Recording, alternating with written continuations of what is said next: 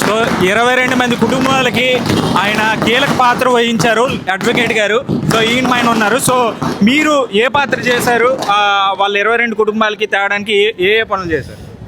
మనం పాకిస్తాన్లో చిక్కుకున్న తర్వాత ఆ 22 మంది కుటుంబాలకి కింద స్థాయి నుంచి కలెక్టర్ ఆఫీస్ నుంచి ఢిల్లీ వరకు, గల్లీ నుంచి ఢిల్లీ వరకు జగన్మోహన్ రెడ్డి గారికి, అలాగే విజయసాయి రెడ్డి గారికి, ఎంపీ బెల్లం చంద్రశేఖర్ గారికి, అనేక మంది నాయకులకు మొరపెట్టుకొని ఈ యొక్క కుటుంబాలని ఆర్థికంగా ఇబ్బంది పెడితే మత్స్యకార సంఘాల నుంచి కూడా ఆర్థికంగా వాళ్ళకి బలపరిచి ఢిల్లీ కూడా వాళ్ళకు 22 మంది కుటుంబ సభ్యులు తీసుకొని వెళ్ళి అక్కడున్న అంబాసిడర్తో మాట్లాడి 14 నెలలు అలుపారకు పోరాటం చేస్తే ఈరోజు పాకిస్తాన్ నుంచి శ్రీకాకుళం రావడం జరిగింది.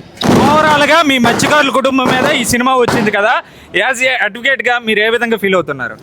అంటే మత్స్యకారు సంబంధించిన తండేలు అనేది పేరు ఇవన్నీ చాలా హ్యాపీ ఫీల్ అవుతున్నాను. అంటే పరిస్థితులన్నీ కొంచెం చంద్రమోహన్ రెడ్డి గారు క్లుప్తంగా చూపించలేకపోయారు. సినిమా ఏ విధంగా ఉంటుంది, సినిమా ఈ విధంగా అయితే హిట్ అవుతుంది అనుకున్న వాళ్ళకు అనుకూలంగా సినిమా అయితే తీశారు. బట్ కొన్ని పరిస్థితులను మాత్రం మత్స్యకారుల పరిస్థితి అంటే 22 మంది దొరికిపోవడం వాస్తవం అనేది చూపించారు. కానీ వాళ్ళకి తేవడానికి కనుక ఎవరు ఈ లోకల్ స్థాయిలో ఉన్నవారు, ప్రభుత్వాలు, మత్స్యకార సంఘాలు, నాయకులు అనే పాత్ర అనేది అందులో లేదు. Okay, thank you.